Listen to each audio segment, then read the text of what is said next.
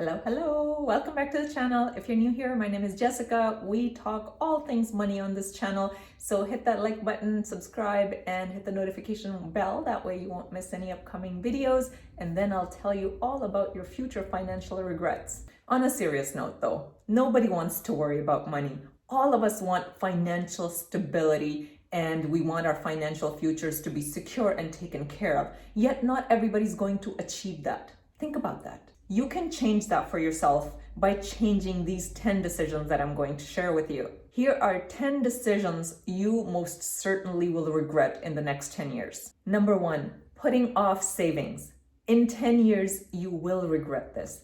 In 10 years, you're going to wish you started saving today. So why not save yourself that regret and start saving today? Because it's normally years down the road, we realize that all of the stuff that we spent money on, all of the crap that we bought, we didn't need it. And it really didn't add to our lives. And instead of buying all of that stuff, you could have bought your freedom.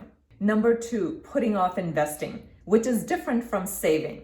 Investing your money in the stock market or investing your money in real estate is going to exponentially grow your net worth. If you invest money in the stock market, for example, whether it's through index funds or some other vehicle, compound interest is going to provide you with exponential growth to your net worth. Einstein famously said, compound interest is the 8th wonder of the world. So if you don't start investing today, in 10 years, you're going to regret not having that 8th wonder in your life. Number 3, keeping up with the Joneses.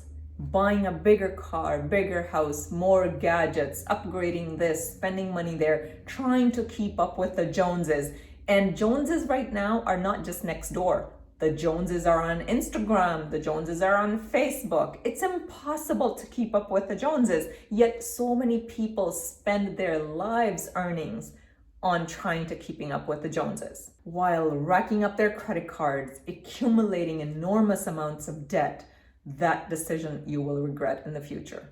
Decision number 4 you'll regret in 10 years is avoiding money conversations, especially with your partner, with your spouse. The key is to have money conversations with your partner before things get too serious. For example, before you get married or before you move in together. But if you're already married, it's never too late, but you will regret not having those conversations. So if you are married or in a committed relationship, think about it. Number 1 cause of divorce is money.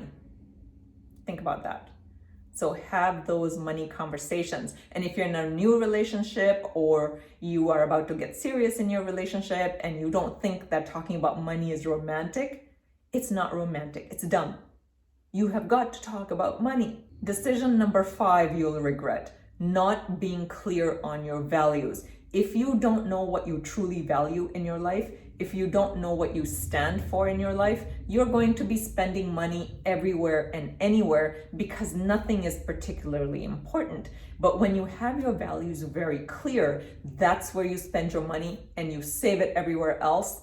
For example, if freedom is one of your values, freedom is one of my values, that guides all of my financial decisions. So once you have a set of values that are yours, that are important to you, they are the compass of your life. They will guide you in your life and they will guide you in your finances. Decision number 6, student loans. 80% of all Canadians who have gotten student loans regret getting them. Why? Because it takes decades to pay off. Right off the bat, you're young, you're in your 20s, you're just starting off your life, you don't even have a job yet, and yet you're in tens of thousands of dollars in debt before you even begin a career. Many times, having so much in student loan debt keeps people stuck in jobs that they don't like for a couple of different reasons. One is that you've got this huge amount of debt looming over you and you want to pay it off. So you want to make sure that you have a job so that you can make those payments.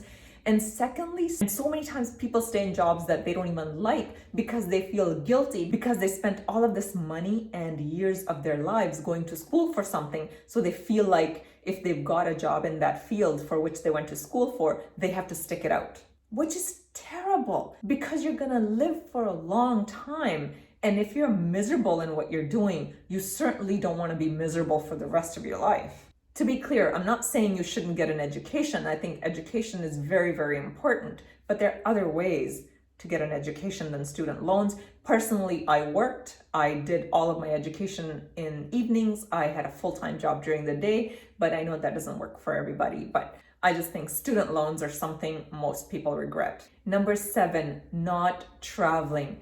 That is something you will regret later in life. Let me illustrate that by telling you a little story. When I first started traveling, actually one of my very first trips to France, it was in 2010. And there I met a group of people with whom I went traveling locally. And it was mostly a group of elderly people in their couples, mostly couples in their 60s and 70s, people from Britain and Australia, New Zealand, the United States, basically all over the world. And we used to have breakfast together every morning, and sometimes we would have dinner together. One morning we're sitting at a big round breakfast table, and there were probably four couples. And I was on that table, and we were just getting to know each other, asking questions. Where are you from? What brought you here? And so on and so forth. So a gentleman sitting next to me, he was in his 70s, and he asked me what my travel plans were. So I told him I wanted to do a couple of these type of trips a year, that I wanted to travel abroad twice a year, and then the rest of the times I want to travel locally where I live. And he looked shocked, and he just looked at me and he said, "What? How can you afford that? We're in our 70s and it's taken us all of our lives to save up for this money. How can you afford that at your age?" And in the meantime, his wife is elbowing him and she's telling him, "Don't be rude, dear." And that interaction stayed with me until this day. And all of these people that I met, these elderly couples, they were such lovely people, hardworking people, saved all of their lives. And now here they were on this trip, and most of them had a ton of prescriptions they were taking. They weren't able to walk around, and they needed to sit down every couple of minutes just to kind of catch their breath, especially when we're going up and down the hills. So here they were, all of their lives, they waited for this moment. And when this moment came, when they had this opportunity to travel, they weren't able to fully enjoy it because they were not feeling well. So if you want to travel, get clear on your values, get clear on what's important to you. And if you want to travel, start traveling now. Decision number 8 that you will regret: putting blind trust in a financial advisor. Most financial advisors are glorified salespeople. It's a highly unregulated industry. These are unregulated titles. I did a whole video on this. I'm not going to get into too much detail here. I'll put the link down below. You can watch that. But if you have a financial advisor or you want to work with one, you better do your homework. Otherwise, you will regret having put blind trust in a financial advisor. Decision number 9 that you will regret later in life is spoiling your kids. Now, most people, most parents want to offer their kids things that they didn't have as growing up. And if that definition to you means material stuff, if that's your philosophy, and by giving your kids what you didn't have, what you mean is material stuff, you might want to think again. Because the best gift that you could give kids is teaching them how to deal with money, is teaching them how money works, teaching them the value of money, teaching them how to take care of money. And as far as giving them things that you didn't have, I mean, think about your own childhood. What are your fondest memories? What do you really remember, the most memorable moments? I'm willing to bet that they had nothing to do with money.